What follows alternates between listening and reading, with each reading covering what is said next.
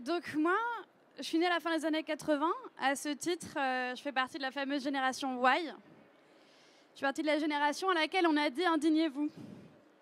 Et moi, je mourais d'envie de m'indigner tout le temps. Et en fait, je pense que je représente assez bien ma génération.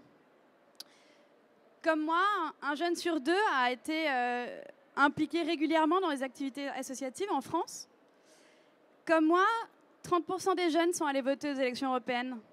Ah, je suis peut-être pas si représentative en fait. 30% des jeunes.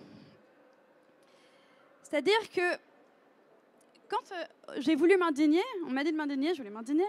J'ai voulu m'indigner au niveau politique, j'ai pas su où aller, j'ai pas su quoi faire. Pourtant, j'en avais vraiment des choses à dire. Donc aujourd'hui, je suis là parce qu'en fait, on m'a envoyé un carton pour venir. Mais ce jour-là, j'avais rien reçu. J'avais rien reçu. Il y avait peut-être quelque chose qui traînait au fond de ma boîte aux lettres, mais c'était écrit en chinois, j'ai rien compris, j'y suis pas allée. C'est le cas de tas de jeunes en France aujourd'hui. Et moi, je pense que ce qu'on décrit comme apathie aujourd'hui chez les jeunes, c'est un mythe en fait. Parce que l'apathie en soi, ça n'existe pas. Ce qui existe, ce sont des barrières qui sont énormes à la participation politique. Aujourd'hui, on a l'impression que si on veut s'impliquer politiquement, si on veut être à la table où se prennent les décisions, il y a deux choix, en gros. Ou j'ai pas mal d'argent, je l'investis dans un lobby, ce qui n'est pas encore notre cas, ou je dédie ma vie à la politique. Je commence d'abord à être sympathisant, ensuite je suis militant, je m'encarte, je suis élu, réélu, réélu, je cumule des mandats, je deviens éventuellement la personne qui sera assise à une table où une décision sera prise. Mais aujourd'hui, nous, on est des citoyens connectés, mobiles. On a dans nos mains les outils du XXIe siècle et en face des institutions qui ont plus de 200 ans. Il y a un moment où il faut réfléchir à ce que ça signifie en termes de barrières. On a d'un côté un langage politique qui est extrêmement difficile à comprendre. Je ne parle pas du vocabulaire ou de la grammaire, les gens ne sont pas bêtes. En revanche, ce qui est difficile à comprendre, c'est que c'est un langage qui est très technique. Ce sont des avocats qui s'expriment à des avocats. Bon, d'accord. En plus de ça, on a une autre barrière qui est la barrière des médias. Les médias ne nous disent pas comment nous impliquer. On lit n'importe quel journal et on va voir, alors, pour aller voir tel film au cinéma, c'est à tel endroit. Et on va avoir le commentaire sur telle pièce de théâtre et on sait où on peut aller. On va avoir le commentaire sur tel débat politique et il n'y a ni d'adresse internet, ni de mail, ni de lieu pour le prochain débat. Et après ça, la dernière barrière que je donnerais sont les partis politiques. Les partis politiques, aujourd'hui, c'est ennuyeux, quoi. Qui a envie d'entrer dans un parti politique? Non, c'est ennuyeux. On a une idée, il y a une image de manque de transparence. Donc voilà, c'est un peu la faute à l'ensemble de ces barrières-là si aujourd'hui on a des jeunes qui sont apathiques. Alors, donc c'est là qu'on a décidé de créer Vox. En 2012, on s'est dit, voilà, une des raisons pour laquelle les jeunes ne vont pas voter, c'est parce qu'ils sont mal informés. Donc, excusez du peu si tous les citoyens n'ont pas le temps de dédier plusieurs heures par jour à la lecture minutieuse des informations politiques, à la lecture des programmes politiques qui font parfois jusqu'à 200 pages. Hein. Bon. Et donc, du coup, on s'est dit, c'est assez simple, on va monter un comparateur de programmes politiques au moment des élections. 3 clics, on choisit son élection, on choisit les 2 candidats qu'on veut comparer et on choisit les thèmes en fonction desquels on veut les comparer. Ensuite, une fois qu'on a cette information-là, on va pouvoir réagir. On va pouvoir liker, pas liker, on va pouvoir commenter, ce qui va nous permettre en fait de créer un débat qui est structuré, qui est un débat qui est par rapport à des faits très concrets. Donc, parce qu'on voit souvent sur le net des tas de débats politiques ouverts, en réalité, ça fonctionne assez mal parce que c'est difficile d'avoir des débats constructifs dans ce cadre-là. Donc, on se dit qu'en luttant contre l'ignorance politique, on empower le citoyen, on le met en situation de décider. Et en fait, c'est en faisant confiance en la capacité de débattre du citoyen qu'on lui donne du pouvoir. Mais en fait, on va un peu plus loin que ça. On va un peu plus loin que ça parce qu'on est sûr que l'information, ça permet de voir naître des alternatives, en fait.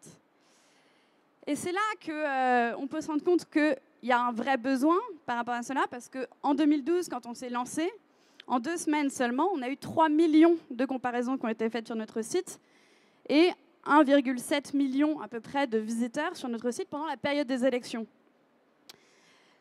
Donc, voilà, il y a un besoin, c'est indéniable. Et on pense qu'on voit ainsi émerger un nouveau type de citoyen, celui qui va être à même de débattre et de proposer de façon légitime. Mais ce n'est pas qu'un outil digital. Ce qu'on fait, ça va un peu plus loin, c'est aussi une démarche, en fait. C'est une démarche, c'est une méthode. Cette démarche, elle est celle de faire émerger en nous et en l'ensemble de la société des citoyens hackers. Qu'est-ce que c'est qu'un hacker? Alors là, on imagine tous le geek dans sa cave, habillé en noir, en train de pirater vos informations personnelles. Ah là là, au secours. Et en fait, pour un hacker comme ça, il y a autant de hackers qui sont des amateurs, qui vont utiliser les outils du XXIe siècle pour résoudre les problèmes d'aujourd'hui, pour vous rendre la vie plus simple. Et en fait, aujourd'hui, on est un peu tous des hackers citoyens. On peut tous l'être. Le hacker citoyen, c'est celui qui va s'emparer d'un problème, qui va l'avoir identifié, qu'il soit développeur ou non, il va mettre des choses en place pour le résoudre, sans attendre l'État, sans attendre les médias. Donc nous, quand on a créé Vox en 2012, on était des hackers citoyens. Le but, c'était, OK, il n'y a qu'une personne qui code dans notre équipe de 5 personnes. C'est pas grave. On a pris le problème à bras-le-corps et on s'est dit, on n'attend pas le média, on n'attend pas l'État pour avoir une information politique plus claire.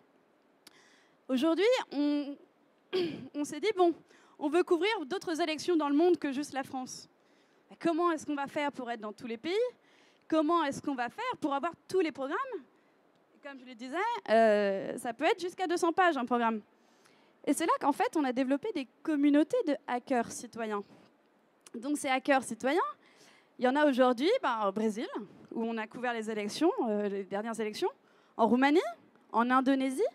Et en fait, ces gens-là, on leur a dit, bon ben voilà, nous, on a cet outil, vous pouvez l'utiliser comme vous voulez, et entrer les programmes dessus. Donc les gens se sont emparés des programmes.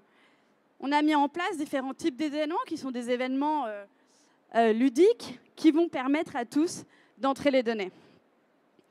Finalement, il y a une autre démarche qui est la démarche de l'open source, l'open data. Tout ce qu'on fait est complètement ouvert. Donc, c'est exactement dans la même lignée de tout ce que vous nous avez dit précédemment. Mais en fait, en politique, c'est assez rare. Encore aujourd'hui, aujourd'hui, il y a 2 semaines, l'Assemblée a refusé, par exemple, de publier les absences ou les présences des députés. Nous, en ouvrant notre code, en ouvrant nos données, on va permettre à que d'autres hackers citoyens créent des applications en utilisant nos données. Et donc, ça va donner lieu à un cercle vertueux où on va avoir toujours de nouvelles façons de s'impliquer, autres que le vote, que le simple vote. Voilà, nous, ce que je propose, c'est que vous nous rejoigniez en tant qu'hackers citoyens, puisque vous l'êtes tous. Il suffit d'aller sur vox.org. Merci. 2 petites questions. Quelle a été la réaction des partis politiques français?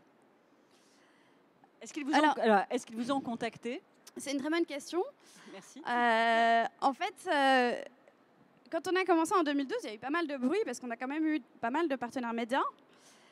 Et on a aussi, nous, essayé de dire aux partis, vous savez, nous, on a un site qui est gratuit, qui est dirigé par des jeunes, qui est un peu cool, vous allez avoir une belle visibilité, mettez votre programme.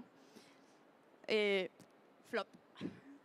Aucun parti n'a répondu. Ensuite, les tout petits partis sont ceux qui se sont emparés de la plateforme et qui ont entré leur programme parce qu'en fait, ils se sont dit que d'autres citoyens n'allaient pas le faire pour eux. Et très récemment, au moment des élections municipales, les équipes de NKM et d'Anne Hidalgo ont entré leur programme eux-mêmes sur la plateforme. Donc ça prend du temps, mais on pense que ça va arriver. Est-ce que c'est une question de confiance ?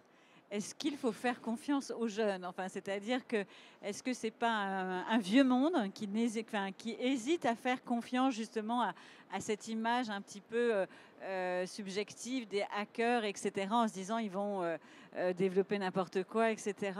Est-ce que il est temps de faire confiance aux jeunes ? Je pense que c'est indispensable. Aujourd'hui, les jeunes, c'est 40% de la population mondiale. Quand on parle de jeunes, c'est les moins de 25 ans. 40% de la population mondiale à moins de 25 ans. Donc il y a un moment où il va peut-être falloir s'en rendre compte.